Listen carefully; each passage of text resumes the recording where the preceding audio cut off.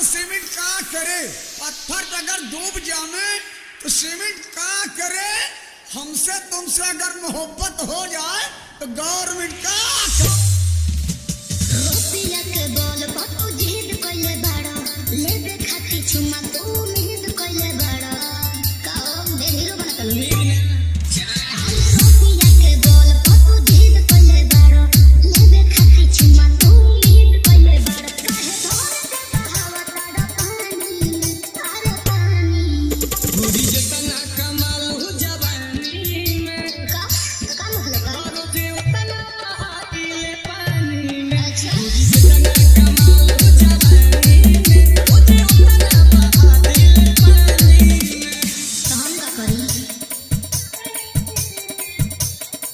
DJ Mukesh जोतमनियाचक बस्ती लोहरा खास।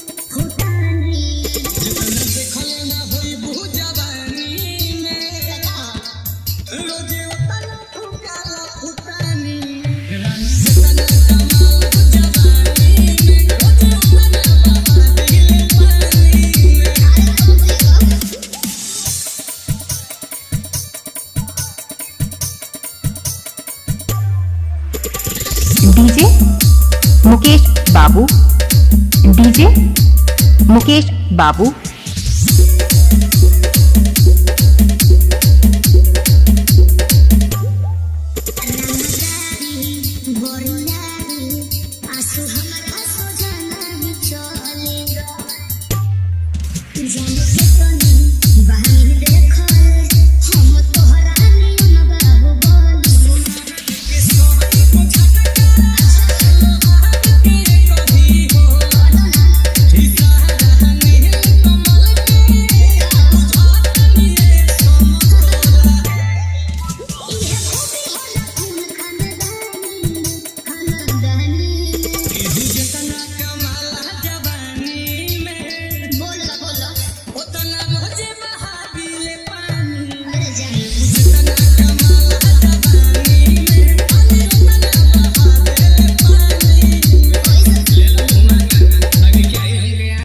Mukesh DJ